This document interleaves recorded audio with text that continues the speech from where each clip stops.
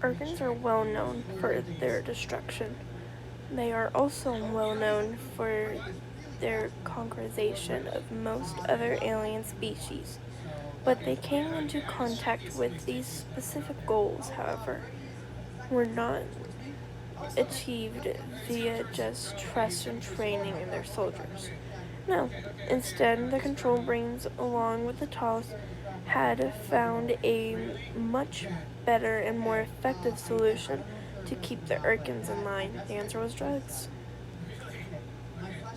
Each Urkin had their own special conduction of active painkillers, narcotics, and other varying medicines. These drugs were supplied in small pills, varied in color, 12 in a box. These boxes were shipped to each Urkin throughout secret tunnels, tubes, and teleportation devices throughout their base and building. The box there the boxes were to be shipped to each Urkin once every 6 months. Now, in order to remain in control of these many Urkins, all the tallest would have to do is cut off supply for their drug whenever someone seemed out of order. This worked perfectly. Not only did the Urkins right themselves immediately, but most of them but most of the time the withdrawal was so bad they had never attempted to disobey again. That didn't stop the Talish from just cutting off the supply for no reason and laughing at their subjects cried in pain and terror. One Urkin in particular, though, his supply was never to be touched, not even by the tallest. This supply was to arrive perfectly on the dot, always contained all 12 pills. His Urkin name was Zim, one of the smallest Urkins ever hatched in history. An Urkin certainly attempting to take over a lowly planet called Earth. Zim's pills were very special in that they contained much stronger drugs. Zim had always been a destructive Urkin. Since he was a Smeat, he could easily topple the Urkin Empire if he saw fit. He could cut the massive in bite-sized bites for his tiny robot dog to consume. Heck, had it not been for his undying worship, the tallest would have run in fear at the mean sight of the frightful Urkin. Antipsychotics. Zim also found himself in the meanest of moods whenever it be from his trash tech, trash servant, or trash world he lived on currently. He'd get angry and angry. Zim was almost as bad as a demented Zim was almost as bad as a demented Zim, not to mention his countless mood swings. Antidepressants. Zim also forgets to eat and sleep on multiple occasions, sometimes for months. These were only included because he requires by Urkin law. Stimulants. And to top it all off, pain and stress relievers. These kept Zim from sustaining to much danger in his war against humanity. Their main purpose, though, was to keep Zim from thinking clearly. These and a bit more created the magenta pills Zim always found himself swallowing. Of course, Zim was completely unaware of the ingredients used, but that didn't matter. Those pills had to be the only thing the Talos had given him. that wasn't garbage. In fact, they were the best drugs the Urkin Empire had to offer.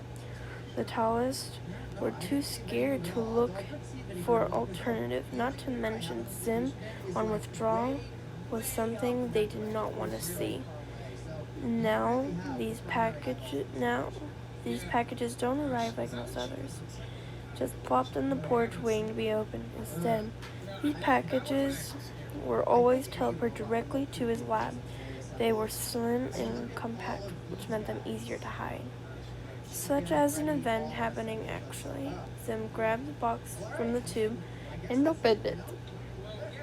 He smiled, seeing all 12 pills in their respective place. The box was white, but inside was black and small slots for each pill. Zim took one and quickly popped it immediately, feeling better than before. He hit the box and went about his business, destroying the earth, enslaving humans, and whatnot. Unknowingest to him, and I was watching. Dib stared wide-eyed at the screen before him. Were those pills? Why did Zim need them? Was this part of his next evil plan? Why were they magenta? So many questions ran through his giant head, and he was going to answer them, whether Zim liked it or not. Preferably the latter. Dib was currently sitting in a dark room in Zim's lab. He placed spy bugs everywhere so he could watch Zim's every move. Now in hindsight, it would have been a lot smarter and safer just watch the cameras from his room, but that didn't matter now. The humans searched through the screens trying to find Zim. He found him in one of the testing laboratories, yelling at Gur, who jumped around the room. Dib snarled. This was his chance. He ran into the room where Zim had hid his pills. He opened the box and took one of the pills out. He stashed it in his pocket. He replaced it with a sugar pill and put the box back. He didn't even know why he had that pill, but in case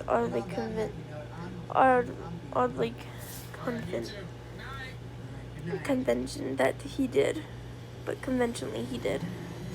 Goodness, I cannot speak. He climbed out of the base via a tunnel he dug in Zim's backyard, which, funny enough, he had no defenses whatsoever.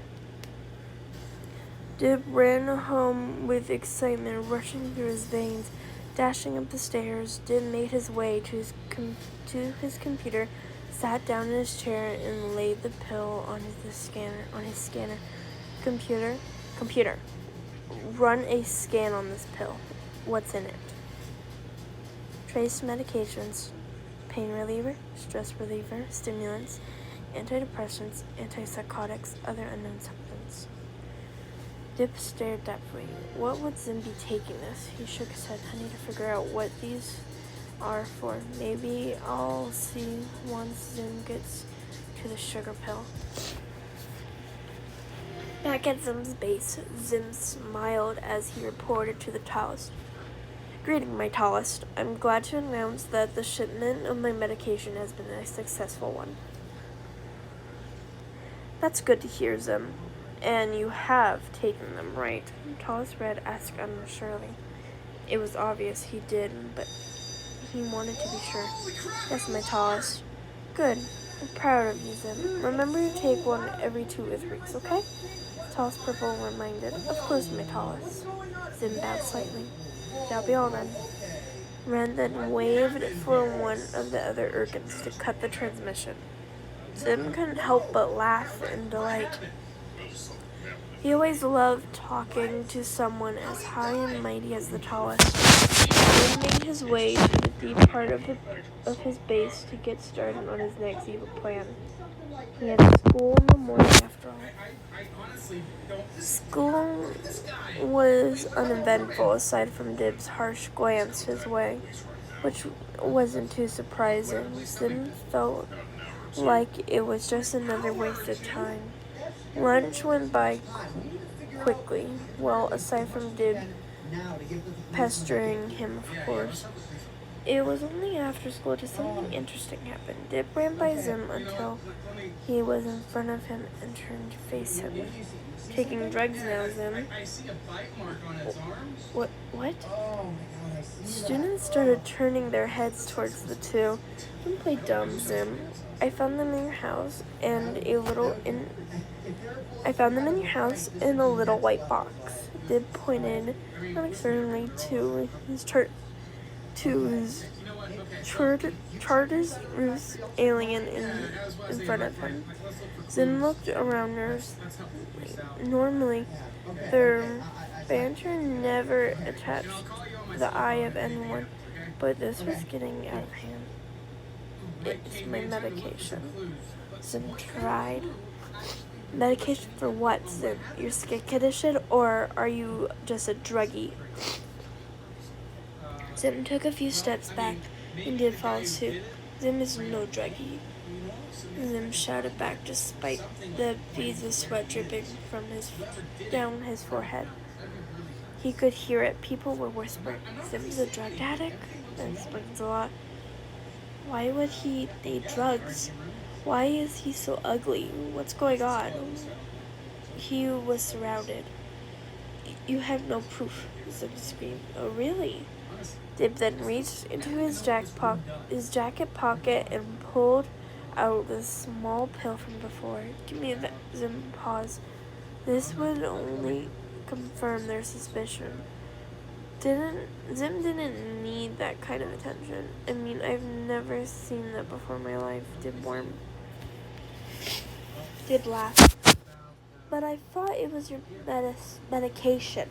Zim could feel the world collapsing in on him. The circles of kids became tighter. Zim looked around himself. All eyes were on him. Their whispers became louder. Zim screamed and bolted through the crowd, pushing any kid in the way aside. He continued screaming until he finally made it home. Zim panned in and shut the door. Computer, commence lockdown mode. Okay. The computer ground before covering the entire outside metal. Zim made his way into the base where he hid his pills.